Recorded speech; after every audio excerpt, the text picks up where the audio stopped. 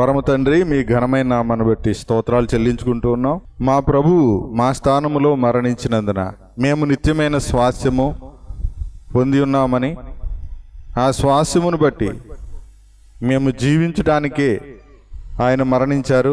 ఆయన మరణములో మేము పొందుకున్న ధన్యతలన్నిటినీ, కృపలన్నిటినీ, ఆశీర్వాదములన్నిటినీ తెలుసుకొని మిమ్మల్ని ధ్యానించటానికి, మిమ్మల్ని స్తుతించటానికి, క్రీస్తు ద్వారా మిమ్మల్ని ఆరాధించటానికై మీరు మమ్మల్ని అందరినీ సమకూర్చిన విధానం బట్టి స్తుతులు చెల్లించుకుంటూ యేసుక్రీస్తు వారి ఘనమైన నామమున కృతజ్ఞతాస్తుతులు చెల్లించి ఆరాధిస్తున్నాం తండ్రి, ఆమేన్. ముఖ్యంగా పోలిక అనేది కనపడుతుంది. అంటే మొదట నిబంధన సేవా నియమములు, అలాగే క్రొత్త నిబంధన సేవా నియమములు రెండింటినీ వేరువేరుగా చూపించటం అనేది మనం చూస్తూ ఉన్నాం. మొదటి నిబంధనలో, ధర్మశాస్త్రము నిబంధనలో ఏమి జరగలేదు, ఆరాధికునికి ఏం జరగలేదు. క్రొత్త నిబంధన సేవ పరిచర్యలో, యేసుక్రీస్తులో ఏం జరిగింది అనే రెండు విషయాలని చర్చిస్తూ వస్తున్నాడు అన్నమాట. పోలిక, రెండిటికి పోలిక చెప్తున్నాడు మనకు అర్థం కావడానికి. మనకు ఇప్పుడు మనం అర్థం చేసుకోవాలంటే మరి ఒక గుడారం కానీ, అందులో దీపస్తంభం కానీ, బల్ల మీద కానీ, ఆ బల్ల మీద ఉండేటువంటి రొట్టెలు కానీ, ఆ పరిశుద్ధ స్థలము, అతి పరిశుద్ధ స్థలము అనేటువంటి ఈ విధానాలు ఏవి మనకు తెలియదు. మొదటి నిబంధన కాలంలో ఉన్న ఆ సేవా నియమము, ఆ దేవాలయము లేదా ప్రత్యక్ష గుడారము, అందులో ఉన్నటువంటి మందసము, ఆ మందసము లోపల ఉన్నటువంటి వస్తువులు, ధర్మశాస్త్ర పలకలు, అహరోను చిగురించి అహరోను చేతికర్ర, నిబంధన పలకలు, బంగారు పాత్ర, మన్నా పాత్ర, ఇవేమీ కూడా మనకు తెలియదు. అలాగే మందసం పైన కరుణాపీఠం కానీ, ఆ కమ్ముకొనిచున్నటువంటి మహిమగల కెరూబులు, వీటి గురించి ఇప్పుడు వివరంగా వల్లపడదు అన్నాడు. అంటే వీటన్నిటి గురించి తెలుసుకోవాలంటే మనకు ఇశ్రాయేలీయుల ప్రయాణం, అరణ్య ప్రయాణం అంతా మనకు తెలియాలి. అలాగే దేవుడు ఏర్పాటు చేసిన వాళ్ళ ఆరాధనా క్రమం అంతా మనకు తెలియాలి. మనం ఆ క్రమంలోంచి రాలేదు, కానీ మనము కూడా ఇలాంటి ఆచారాల్లో నుంచి అయితే వచ్చాం. ఏ ఆచారాలు అంటే చూడండి, 9వ వచనం నుంచి మనం చూసినప్పుడు, లేదా 8 నుంచి చూద్దాం. దీనిని బట్టి ఆ మొదటి గుడార ఇంకా నిలుచుచుండగా అతి పరిశుద్ధ స్థలములో ప్రవేశించు మార్గము బయలుపరచబడలేదని పరిశుద్ధాత్మ తెలియజేస్తున్నాడు. అతి పరిశుద్ధ స్థలం అంటే దేవుని దగ్గరకంట వెళ్ళేటువంటి మార్గము ఇంకా మనకి బయలుపరచబడలేదు అని పరిశుద్ధాత్ముడు తెలియజేస్తున్నాడని చెప్పాడు. ఇది ఎవరికి రాస్తున్నాడు ఈ పత్రిక అని చెప్పి మనం అనుకున్నాం. మనం ధ్యానం చేసాం పోయిన వారం. ఈ పత్రిక ఎవరిని ఉద్దేశించి రాశాడు, ఎవరిని దృష్టిలో పెట్టుకుని రాశాడు? ఇశ్రాయేలీయులు. మనకి అతి పరిశుద్ధ స్థలము ఏమైనా ఉన్నాయా? అన్యులకి ఏమైనా ఉన్నాయా? లేవు. మనం అసలు ఆ మందిరానికి వెళ్ళే అర్హతను కూడా మనం కలిగి లేము. మనము దేవుడు లేని వారము, నిబంధన లేని వారము, నిజమునకు దేవుళ్ళు కాని వారికి ఏమై ఉన్నాం? దాసులమై ఉన్నాం. మన పరిస్థితి అది. ఇంకా మనం ఒక మతంలో అయితే ఉన్నాం. ఎందులో ఉన్నాం? మతములో ఉన్నాం. అదే చెప్తున్నాడు చూడండి, 9వ వచనం. ఆ గుడారము ప్రస్తుత కాలమునకు ఉపమానముగా ఉన్నది. అంటే ఆ గుడారము లోకములో ఉన్న మతానికి ఉపమానంగా ఉంది. ఏముంటది ఆ గుడారం లోపలంటే, ఈ ఉపమానార్థమును బట్టి మనస్సాక్షి విషయంలో ఆరాధికునికి సంపూర్ణ సిద్ధి కలుగజేయాలని అర్పణలను, బలులు అర్పించబడుతున్నవి. ఆరాధన చేస్తే అంటే దైవాన్ని పూజిస్తే ఏం కలగాలి? మనస్సాక్షి విషయంలో ఆరాధికునికి సంపూర్ణ సిద్ధి కలగాలి. అంటే మంచి మనస్సాక్షి కలగాలి. పూజ చేస్తే, దేవుడిని ఆరాధన చేస్తే ఏం కలగాలి? మంచి మనస్సాక్షి. అంటే అంతరాత్మ అంటారు, తెలుసా మీకు? విన్నారా ఎప్పుడన్నా? అంతరాత్మ అంటే ఎవరు? పక్కింటి వాళ్ళ ఆత్మ. మనస్సాక్షి అంటే మన లోపల నేను అనే ఆత్మయే నిజంగా అంతరాత్మ. ఆ అంతరాత్మ ఎలా ఉండాలంట? పరిశుద్ధంగా ఉండాలి. ఎలా ఉండాలి? పరిశుద్ధంగా ఉండాలి. లేకపోతే నువ్వు నేరస్తుడివి అని చెప్పకూడదు, నువ్వు పాపివి అని నా ఆత్మ నాతో చెప్పకూడదు, నీ ఆత్మ నీతో చెప్పకూడదు. నీ మనస్సాక్షి నీ మీద నింద మోపకూడదు, నీ మనస్సాక్షి నీ మీద నేరారోపణ చేయకూడదు. ఎలాగా? నువ్వు అబద్ధం ఆడుతున్నావు అని చెప్తుంది, చెప్పదా? అబద్ధం ఆడుతున్నప్పుడు తెలియదా మనకి? చెప్తుందో చెప్పదా? ఎదుటి వాళ్ళు నువ్వు అబద్ధం ఆడుతున్నావు అని అంటే నేను అబద్ధం ఆడతలేదు అని బొంగుతున్నాం. అప్పుడు వాళ్ళు ఎదుటి వాళ్ళు నాలంటోడు అయితే ఏమంటాడు తెలుసా? నీ మనస్సాక్షి తెలుసు నువ్వేం మాట్లాడుతున్నావో, నువ్వు బొంగుతున్నావు అని అన్నప్పుడు కూడా ఆ మనిషి మనస్సాక్షి పనిచేస్తే అది పవిత్రంగా ఉంటే ఏం చేస్తాడు? ఒప్పుకుంటాడు. కానీ అహం అడ్డు వచ్చేసింది అనుకోండి, నేను అని అహంకారం వచ్చేసింది అనుకోండి, నేను అబద్ధం ఆడతలేదు నువ్వే అబద్ధం ఆడుతున్నావు అని ఎదురు తిరుగుతాడు. అవునా? ఇది మనుషులతో. మరి దేవుడి దగ్గర అబద్ధం ఆడగలడా మనిషి? దేవుని దగ్గర బొంకగలడా? దేవుడికి మన హృదయం తెలుసు, మన మనస్సాక్షి కూడా తెలుసు. కాబట్టి ఇప్పుడు ఎవరి మనస్సాక్షి పరిశుద్ధంగా ఉండాలి? ఎవరు దేవుని దగ్గరికి వెళ్తున్నారో? దేవుడిదా మనిషిదా? మనిషిదే. దేవుడు పరిశుద్ధుడు, మనిషి పరిశుద్ధుడు కాదు, పాపి, లేకపోతే చెడ్డోడు, మంచోడు కాదు. చెడ్డోడని ఇంకొకటి చెప్పడం కాదు, నేను చెడ్డోడని నాకే తెలుసు, మీరు చెడ్డోళ్ళని మీకే తెలియాలి. అసలు మన మీద ఎవరో ఒకళ్ళు చెడ్డుదనం ఆరోపించడం కాదు, మన మీద ఎవరో నేరం మోపడం కాదు. అసలు మనిషి స్వపరీక్ష, తనను తాను విమర్శించుకోవాలి. దేవుడి దగ్గరికి వెళ్ళేటప్పుడు ఏం చేయాలి? తను తాను పరీక్షించుకోవాలి, తన తాను విమర్శించుకోవాలి. ఎలాగా? నేను దేవుడి దగ్గరికి వెళ్తున్నాను, దేవుడిని చాలా అడుగుతాను, దేవుడు నాకు ఇవ్వాలంటే దేవుడు నా హృదయాన్ని ఎరిగినవాడు, నా మనసు ఎరిగినవాడు. నేను అబద్ధాలు ఆడితే ఇస్తాడా? ఎవడని నాకే తెలిసిపోద్ది. నేను పాపం చేస్తూ అడిగితే ఇస్తాడా? ఎవడని నాకే తెలుస్తుంది. కానీ అయినా నేను నాటకాలు ఆడతా. ఎవరి ముందరా? మనుషుల ముందర, దేవుడి ముందు కాదు. దేవుడి ముందర ఎవడో నాటకాలు ఆడలేడు. అంటే దేవుడు కనపడతలేదు కాబట్టి మనుషుల ముందర బొంకేస్తాడు. మరి దేవుడు కనపడితే బొంకలేడు కదా. ఇప్పుడు మనం తెలిసిన వాళ్ళు ముందర బొంగుతామా, తెలియని వాళ్ళు ముందర బొంగుతామా? అంటే మనం ఏం జరిగిందో అన్న సంగతి తెలియని వాళ్ళు ముందర బొంగుతాం. తెలిసిన వాళ్ళు ముందర బొంగితే వాళ్ళు ఏమంటారు? ఇప్పుడు మనం ఉన్న ఏమైతే జరిగిందో ఆ జరిగిన సందర్భంలో వాళ్ళు కూడా ఉన్నారు, వాళ్ళ ముందర బొంగితే వాళ్ళు ఏమంటారు? నువ్వు అబద్ధం ఆడుతున్నావు అని చెప్పరా? చెప్తారు. అసలు ఇంకొక వ్యక్తి మన గురించి సాక్ష్యం చెప్పడం కాదు, దేవుడి దగ్గరికి వెళ్ళేటప్పుడు మన మనసాక్షి మన మీద నిందారోపణ, దోషారోపణ చేయకుండా మంచి మనసాక్షితోటి వెళ్ళాలి. ఇదే హెబ్రీ పత్రిక 10వ అధ్యాయంలో అది చూడండి, ఆ మాట ఉంటుంది. చాలా మందికి ఇది తెలియదు. కొంతమంది దీన్ని అపార్థం చేసుకొని నేను మారిన తర్వాత వస్తాను యేసుప్రభు దగ్గరికి అని చెప్తారు. మారటం వాళ్ళ వల్ల అవుద్దా?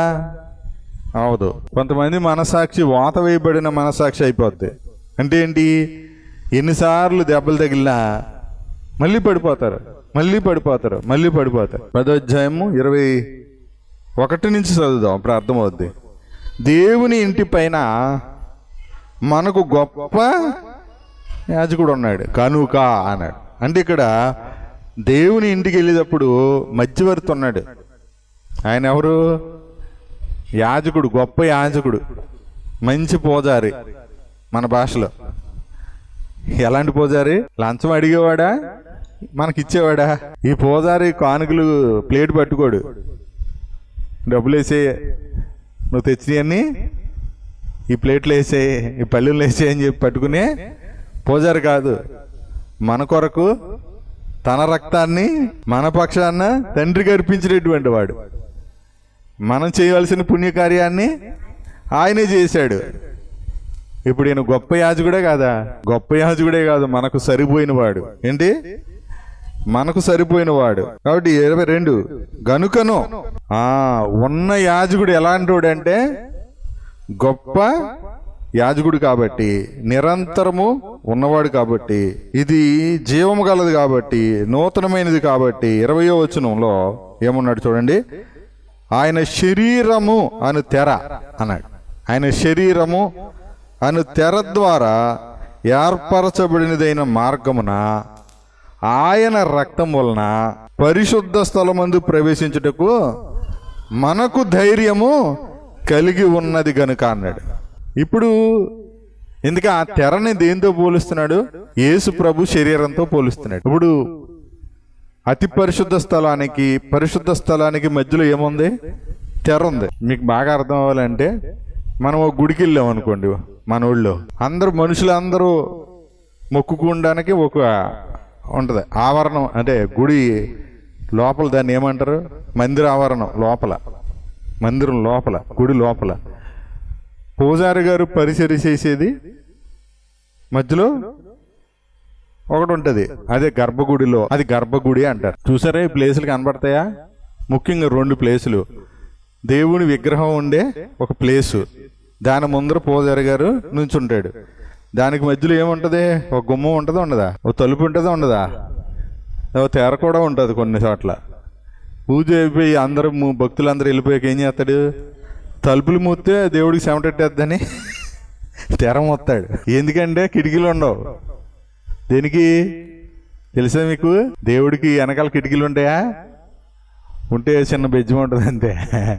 మనకేమో గాలి వెళ్ళి చచ్చిపోతాం అని కిటికీలు పెట్టుకుంటాం మనం. ఎప్పుడైనా చూసారా? వెళ్ళి దండ పెట్టుకుని వచ్చేస్తామేనా? అంటే మధ్యలో ఉండదు కదా గర్భగుడి, అంటే అది పరిశుద్ధ స్థలము. దాని ముందరున్న గుడి లోపల ఆవరణాన్ని ఏమంటారంటే, లోపల ఆవరణాన్ని ఏమంటారు, పరిశుద్ధ స్థలం అన్నమాట. అందుకని గుడికి వెళ్ళేటప్పుడు మనం ఎలా వెళ్తాం, శుభ్రంగా తల స్నానం చేసి ఉతికిన బట్టలను, కొత్త బట్టలు సరే ఉతికిన బట్టలు కట్టుకొని శుభ్రంగా శరీరాన్ని బయట శుద్ధి చేసి, లోపల శరీరాన్ని శుద్ధి చేసి, లోపల చేస్తామా శుద్ధి, బయట చేస్తామా? బయటే శుద్ధి చేస్తాం. లోపల చాలా కంపు ఉంటుంది, గ్యాస్, డ్రైనేజీ, లిటర్ ట్యాంకు అన్నీ ఉంటాయి లోపల. యేసుప్రభు చెప్పినట్టయితే మార్కు 7:21 ప్రకారంగా చూస్తే లోపల నుంచి బయటికి వెళ్ళి అన్నీ, లోపల నుంచి బయటకు వచ్చి అపవిత్రపరిచి అన్నీ ఎక్కడ ఉంటాయి, లోపలే ఉంటాయి. ఎక్కడుంటాయి లోపలంటే, అది హృదయంలో ఉంటాయి. ఏముంటే లోపలంటే అక్కడ లిస్ట్ చెప్పాడు, చాలా ఉన్నాయి లిస్టు. అవి తీసేసి వెళ్తారు ఎవరన్నా? వెళ్ళరు. మరి ఎలా వెళ్తారు? స్నానం చేసి వెళ్తారు. ఇక్కడ అదే విషయాన్ని చెప్పాడు అనమాట. ఎక్కడ 9వ అధ్యాయంలో అది శరీర శుద్ధి అన్నాడు. చూడండి 9వ అధ్యాయం 13వ వచనం. హెబ్రీ, మేకల యొక్కయు ఎడ్ల యొక్కయు రక్తమును మైల పడిన వారి మీద ఆవు దూడ బూడిద చల్లుటయు శరీర శుద్ధి అగునట్లు వారిని పరిశుద్ధ పరిచిన ఎడలా. ఇప్పుడు ఎడ్ల రక్తము, మేకల రక్తము మైలు పడిన వారి మీద జల్లుతున్నారు. అంటే మైలు పడడం అంటే ఏంటి? పాపి. ఇప్పుడు పాపిగా వెళ్ళాడు, ఏంటి, ఏదో పాపం చేశాడు, ఏదో తప్పు చేశాడు. ఇప్పుడు దేవుడి దగ్గరికి వెళ్ళాడు. ఎందుకు? పవిత్రం అవుదామని వెళ్తే అక్కడ ఆవుదోడు బూడిద అంటే ఏంటి? ఈ బలి అర్పించినటువంటి ఆ బలి పశువును దహించిన తర్వాత అక్కడ బలిపీఠం మీద ఏమి బూడిద ఉంటుంది కదా, ఆ బూడిద మనుషుల మీద జల్లుకుంటారు అనమాట. ఎందుకు? నా పాపం కూడా ఇలా కాలిపోయింది అని నమ్మటానికి ఆవుదూడ బూడిదే జల్లుతారనమాట.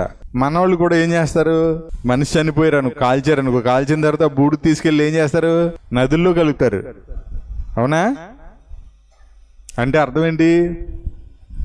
వాళ్ళు ఈ లోకం విడిచి వెళ్ళిపోయారు, ఇంకా మనకి ఎప్పుడు కనపడరు అని మనల్ని ప్రిపేర్ చేస్తారనమాట ఆ పెదకర్మ కార్యక్రమంలో. అర్థమైందా? పెదకర్మ పూర్తి చేసిన తర్వాత ఏం చేస్తారు, మధ్యాహ్నం నుంచి ప్రయాణం, సాయంకాలం ప్రయాణం ఎక్కడికి? కోట్లింగాల రేవులోకి, రాజమండ్రి, తర్వాత డబ్బున్న వాళ్ళు అయితే కాశీ. అవునా? ఇంకా డబ్బున్న వాళ్ళు అసలు శవాన్ని తీసుకెళ్ళి కాశీలో తగలబెడతారు కదా. ఎందుకు అంటే అక్కడ తగలబెడితే వాళ్ళు డైరెక్ట్గా కైలాసం వెళ్ళిపోతారని. ఇక్కడ ఎన్ని పాపాలు చేసి ఇష్టం ఎలా బ్రతికినా కూడా అడ్డదారిలో మోక్షానికి వెళ్ళిపోయే విధానం అయితే డబ్బులు ఖర్చు పెట్టి కాశీ వెళ్ళిపోతే వచ్చేస్తుందా? అంటే మనుషుల ఆలోచన అలా ఉంటాయి అన్నమాట. అవన్నీ మనుషులు కల్పించినవే. ఏంటి? మనుషులు కల్పించినవే. చూడండి ఇక్కడ ఇప్పుడు మనం ఇశ్రాయేలీయులం కాదు కనుక మన విషయాల్లో ఆలోచన చేస్తున్నాం. అది ఇప్పుడు వాళ్ళు ఏ మనసుతో వెళ్తున్నారు, వెళ్ళే వాళ్ళు వెళ్తారు, తగలబెట్టుకుంటారు, కలుపుకునే వాళ్ళు కలుపుకుంటారు. మనకి శరీరాన్ని తగలబెట్టి ఆ బూడిద ఇప్పుడు మన మీద జల్లుకున్నా, మనం తీసుకెళ్ళి ఎక్కడైనా కలిపినా వాళ్ళకి కానీ, అంటే చచ్చిపోయిన వాళ్ళకి కానీ మనకు కానీ ఎటువంటి ప్రయోజనం లేదు, అనవసరమైన వృధా ఖర్చు తప్ప. అయితే అది ఇలా చేయటం వల్ల వాళ్ళకి నిజానికి ఏం జరుగుతుంది, శరీర శుద్ధి కలిగింది అంటున్నాడు. ఇశ్రాయేలీయులకి ఏం కలిగింది? శరీర శుద్ధి కలిగిన ఎడలా అన్నాడు. చూడండి, శరీర శుద్ధి కలుగునట్లు వారిని పరిశుద్ధ పరిచిన ఎడలా. ఇందుకే వాళ్ళ ఆత్మశుద్ధి అవుతుందా, మనస్సాక్షి శుద్ధి అవుతుందా, శరీర శుద్ధి అవుతుందా? అది అంటే పాపం చేశాడు, శరీరంతో శరీరం అపవిత్రమైంది అని అనుకుంటున్నాడు. కాబట్టి దాన్ని ఎలాగా దేవునికి అర్పణలు అర్పించి బలు అర్పించి ఏమనుకుంటున్నాడు, శరీరం పరిశుద్ధపరచుకోవాలనుకుంటున్నాడు. మరి మనం కూడా గత కాలంలో మనమున్న మతంలో మనం ఏం చేసాం, ఆ పర్టికులర్గా ఆ పండగ రోజు కానీ లేకపోతే ఈ వారం ఉంటుంది కదా, మనకి ఏదో ఒక వారం ఉండదా, ఏ మనిషి అయినా దేవుడు భక్తి కలిగి ఉన్నప్పుడు ఏ దేవుడు అనుకుంటున్నాడో, సోమవారం ఒకళ్ళు, మంగళవారం ఒకళ్ళు, బుధవారం ఒకళ్ళు ఉన్న వారం 7 రోజులు ఉన్నారు లేరా. ఆదివారం సెలవు మాంసం తింటాకే, అవునా, ఆదివారం నీసి తింటాం. మరి సోమవారం ఒక ఆయన పూజించారనుకో, సోమవారం తినకూడదు. మంగళవారం ఒక ఆయన పూజించారనుకో, అప్పుడు నీసి తినకూడదు. వాళ్ళేమో ఆ పూజల్లో నీసి తినకూడదని చెప్తారు, మనల్నేమో మా ప్రసాదం ఎందుకు తినరా అంటారు. అసలు వాళ్ళ ప్రసాదం వాళ్ళే తింటరా. మనము ఒకవేళ మనము మేకను కోసి లేకపోతే కోడిని కోసి శనివారం పెట్టామనుకో, వాళ్ళు తింటారా? ఎందుకు తినరు? శనివారం నీసి తినకూడదని నియమం పెట్టుకున్నారు వాళ్ళు తినరు కదా. అలాగే మాకు నియమం ఉందని చెప్పాలి. అలా చెప్పడం చేతకాక మేము తినం అని ఇలాగే ఇదేదో పెద్ద భక్తుల్లాగా వేరబెళ్ళి చెప్పు మాంసం అంటే వీళ్ళు వాళ్ళు పెట్టిన ప్రసాదాలు తింటాం మానేశారు, కానీ ఈ చెడు బుద్ధులు అయిపోయినాయా? పోలేదు. చెడు బుద్ధులు పోలేదు, అబద్ధాలు పోలేదు, జీవితం మారలేదు. అప్పుడు మీరు ఎలాగున్నారో మేము ఎలాగున్నామో మీరు అలాగే ఉన్నారు. ఇప్పుడు మాకు మీకు ఏంటి తేడా? మీరు ఏం స్పెషలా? మీ యేసుప్రభు ఏం చేశాడు మిమ్మల్ని, మీకు ఏం చేశాడని అడుగుతున్నారు వాళ్ళు. ఏంటి మనం చెప్పలేకపోతున్నాం. మనం ఏం చెప్పాలి? నా మనస్సాక్షిని మార్చాడు, నా మనసు మార్చాడు. నేను ఇది వరకు చాలా క్రూరంగా ఆలోచించేదాన్ని. ఇది వరకు మాట్లాడితే దెబ్బలాటికి వెళ్ళిపోయేదాన్ని, మాట్లాడితే కోప్పడిపోయేవాడిని. ఇప్పుడు వాటి అన్నిటి నుంచి ప్రభు నన్ను విడిపించాడు. యేసు ప్రభుని నమ్మితే ఏదో జరిగిద్ది, ఏదో కలిసి వస్తుందని కాదు. అసలు నేను ఎందుకు బ్రతకాలో, నేను ఎందుకు జీవిస్తున్నానో, ఈ జీవితం నాకు ఎలా వచ్చిందో నాకు తెలిసిందని చెప్పాలా, అవునా? అసలు అపవిత్రత అనేది ఎక్కడుందో నాకు తెలిసింది. పవిత్రత అనేది అసలు ఎలా కలుగుతుందో నాకు తెలిసింది అని చెప్పగలగాలి. నువ్వు స్నానం చేస్తే నీ శరీరం పరిశుద్ధమవుద్దా? అవదు. మనస్సాక్షి ఒప్పుకుంటుందా? కాసేపుడికి మళ్ళీ చెమట పడుతుంది. అప్పుడు మనస్సాక్షి ఏం చెప్తుంది? చెమట పట్టిందంటే చిరాకుగా అంటదా లేదా? మళ్ళీ చెమట పట్టేసింది కాబట్టి మళ్ళీ స్నానం చేయాలి, అంతేనా? మళ్ళీ స్నానం చేయాలని చెప్తుంది. అలాగే ఈ శరీర శుద్ధికి సంబంధించిన ప్రతి ఆచారం కూడా వెంటనే మళ్ళీ ఏ మనసాక్షిని ఇస్తుంది?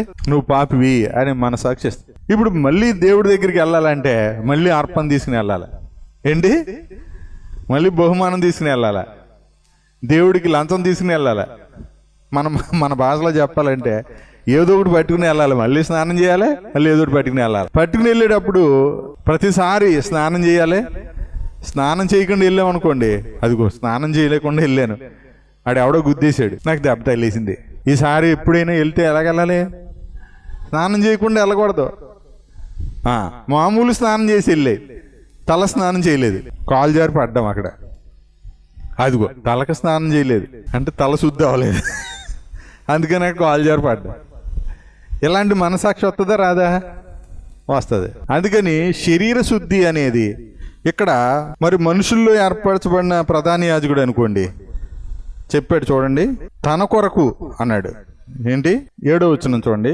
సంవత్సరానికి ఒక్కసారి మాత్రమే ప్రధాన యాజకుడు ఒక్కడే రక్తము చేత పట్టుకొని 2వ గుడారములోనికి అన్నాడు. చూడండి, 2వ గుడారం అంటే అతి పరిశుద్ధ స్థలం అన్నమాట, ప్రవేశించును. ఆ రక్తము తన కొరకును ప్రజల అజ్ఞాన కృతముల కొరకును అతడు అర్పించును. ఇప్పుడు ఆ ప్రధాన యాజకుడు కూడా ఎవరో పాపే కాదా? తన కొరకు అర్పించుకున్నాడు అంటే అర్థం ఏంటి? అతని కొరకు కూడా అతను పాపే. ధర్మశాస్త్రాన్ని బట్టి అతను కూడా పాపే, మనసాక్షిని బట్టి అతను కూడా పాపే. ధర్మశాస్త్రం అన్నాను, తర్వాత మనసాక్షి అన్నాను. అంటే ఇప్పుడు ధర్మశాస్త్రం ప్రతి ఒక్కడు హృదయంలో ఉందా లేదా? ఎవడికి వాడే ధర్మశాస్త్రం కలిగి ఉన్నాడు. అంటే నేను స్నానం చేయలేదు, లేదా నేను స్నానం చేశాను, ఇదే ధర్మశాస్త్రం. స్నానం చేస్తే పరిశుద్ధమైంది, అది కడుక్కున్నాను, చేతులు కడుక్కోలేదు, మనస్సాక్షి. కడుక్కుంటే శుభ్రంగా ఉన్నాయి అని తింటున్నాం ధైర్యంగా, కడుక్కోకపోతే అది కడుక్కోకుండా తింటున్నాను, ఏమో క్రిములు ఉన్నాయో, ఏ రోగం వస్తుందో. ఇది కరోనా వచ్చినప్పుడు బాగా తెలిసింది. ఏమని? ఎక్కడికి వెళ్ళినా ఏం ముట్టుకున్నా ఏం చేయాలి? చేతులకు శుభ్రం కడుక్కోవాలి. కడుక్కోపోతే కరోనా వచ్చేద్దేమో అనే మనసాక్షి. కడుక్కుంటే శానిటైజర్ ఎట్టి తుడుచుకుంటే తుడుచుకున్నాను కదా, ముట్టుకోవచ్చు ధైర్యంగా కదా, అవునా? అప్పుడు మన వాళ్ళు ఏమన్నారంటే, అబ్బా మన భారతీయ సాంప్రదాయం ఎంత మంచిది అంటే ప్రతిదానికి శరీర శుద్ధి, చేతులు కడుక్కోవడం, శుభ్రం, అంటూ ముట్టు అంటే ఏంటి? అంటరానితనం అనే దాన్ని సమర్థించుకోవడానికే ఇలాంటి పనికిమాలిన ఆశలు మొదలెట్టారు. ఈ జబ్బు మన దేశంలోనే కాదు, యూదుల మతంలో కూడా ఉంది. ఏమన్నారు యేసు ప్రభుని? నీ శిష్యులు చేతులు కడుక్కోకుండా ఏం చేస్తున్నారు? భోజనం చేస్తున్నారు అనలేదా? విశ్రాంతి దినమున వెన్నెలు తుంచి తింటున్నారు. నీ శిష్యులు ఎందుకు చేయట్లేదా అన్నారు. మీ శిష్యులు ఉపవాసం ఉండరా? మేమైతే ఉపవాసం ఉండాం కదా, మీరు ఎందుకు ఉండలేదని అడిగారా అనలేదా? అన్నిటికీ యేసు ప్రభు సమాధానం చెప్పాడు. అంటే ఇవన్నీ ఏం ఆచారాలు? శరీర ఆచారాలు. చూడండి 10వ వచనంలో, లేదా 9-10 వచనంలో, ఆ గుడారము ప్రస్తుత కాలమునకు ఉపమానముగా ఉంది. ఈ ఉపమానార్థమును బట్టి మనస్సాక్షి విషయంలో ఆరాధికునికి సంపూర్ణ సిద్ధి కలుగజేయలేని అర్పణలు, బలులు అర్పిస్తున్నాయి. అంటే అర్పించబడుతున్నాయి. ఏమన్నీ మన మనస్సాక్షి శుద్ధి అవట్లేదు, కానీ అర్పిస్తున్నాం. బలులు అర్పణలు అర్పింపబడుతున్నాయి. మనం కూడా ఏం చేస్తున్నాం? మనం కూడా ఏం చేసేవాళ్ళు మన మతంలో? పళ్ళు, పువ్వులు, కాయలు కదా. ఏవోడు పట్టుకెళ్ళాం లేదా? పట్టుకెళ్ళాం. తర్వాత డబ్బులు. ఏ డబ్బులు ఎట్టుకెళ్తాం మనం? 500 నోట్లు పట్టుకెళ్తామా? ఏమి ఎదుక్కుంటాం మనం? చిల్లర. అంటే దేవుడు అంటేనే మన దృష్టిలో చిల్లరగాడు. మతంలో ఇంతే. మతంలో కొబ్బరికాయలు కావాలనుకోండి, కొబ్బరికాయలు కావాలి, ఏం చేస్తాం? మంచి కాయ ఏరుకుంటామా? ఏం చేస్తాం? చిన్న కాయ తీస్తాం. మనిషికి పనికిరాని కాయ ఎవరికి పనికి వస్తుంది? దేవుడికి పనికి వస్తుంది కదా. ఎందుకు అంటే అక్కడ ఏం జరుగుతుందో మనకు తెలుసు. ఏమని? ఇప్పుడు కొబ్బరికాయ కొడతాము, ఆ 2 చెక్కలు మనకు రావు, ఒక చెక్కే వస్తుంది, ఒక చెక్క ఆయనకి పోతుంది. కాబట్టి అదే మనకు వస్తాయండి. మనం ఏం చేస్తాం? మంచి కాయ తీసుకెళ్ళి కొట్టి 2 చెక్కలు మనమే తెచ్చుకుంటాం. మనకు వస్తాయంటే పెద్దది తీసుకెళ్తాం. మనకు రాదు, ఒకడికి సగం ఇచ్చేయాలంటే ఏం చేస్తాం? శాస్త్ర ప్రకారంగా కొబ్బరికాయ పెట్టుకెళ్తాం. ఇందుకే జరుగుతుందని తెలుస్తుందా లేదా? అంటే అక్కడ కూడా మనసాక్షి పని చేస్తుంది. ఏమని? ఈ మంచి కాయ ఎట్టుకెళ్తే మొత్తం కాయ మొత్తం పట్టుకెళ్ళిపోతాడు పూజారి లేదా ప్రధాన యాజకుడు. అంటే మనం ఏం చేస్తాం? చిన్నకాయ పెట్టుకెళ్తాం. అంటే మనం తెలియని భక్తి మనం చేసాం. ఇప్పుడు తెలిసిన భక్తి, అసలు భక్తి ఎలా చేయాలి, ప్రభుని ఎలా ఆరాధించాలి, అసలు ఆరాధించడానికి అర్హత ఏంటంటే మనస్సాక్షి పవిత్రంగా ఉండడం. దేవుణ్ణి ఆరాధించడానికి, దైవ సన్నిధికి చేరటానికి మనస్సాక్షి విషయంలో కల్మషం తోచకూడదు. 10:22 నేను చదువుతూ ఇక్కడికి వచ్చేసాను కదా, 22 ఒకసారి చదువుదాం మళ్ళీ. మనస్సాక్షికి కల్మషం తోచకుండానట్లు ప్రోక్షింపబడిన హృదయములు గలవారమును. అంటే ప్రోక్షించబడడం అంటే కడగబడిన హృదయం అన్నమాట. తర్వాత నిర్మలమైన ఉదకముతో స్నానము చేసిన శరీరము, అక్కడ శరీర శుద్ధి అన్నట్టు చూసారా.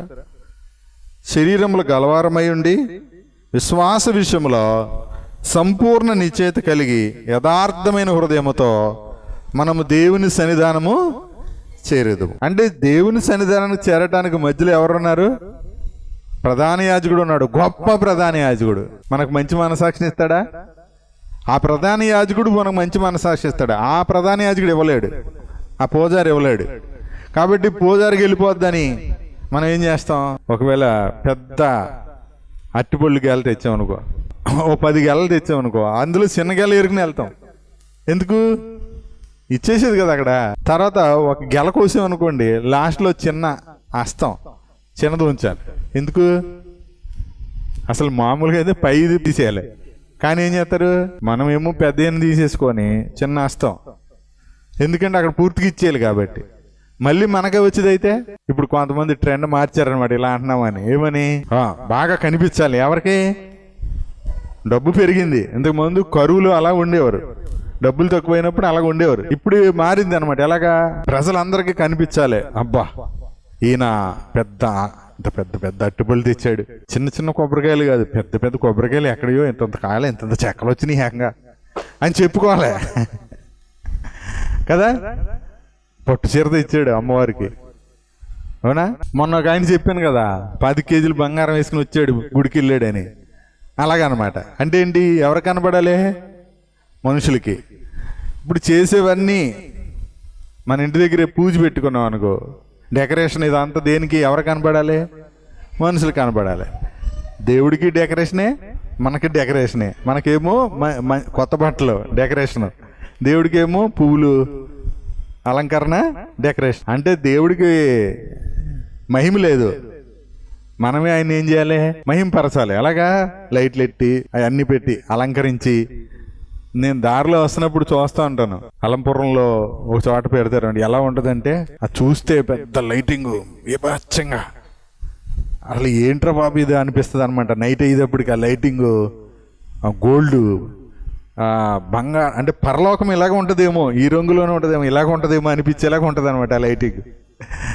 మీరు చూసిన వాళ్ళకి చూస్తే నిజమే కదా అనిపిస్తుంది మీకు. దేదీప్యమానంగా మిట్ట మధ్యాహ్నం ఎండలో కూడా అలాగ ఉండదు అనమాట. అది ఇక తల తల తల తల మెరిసిపోద్ది, బంగారపు కోటింగ్ వేసారనమాట ఆ గుడి ఆకారంలో. ఇంక మొత్తం అంతా బంగారంతో గుడి కట్టినట్టు ఉంటుంది అనమాట.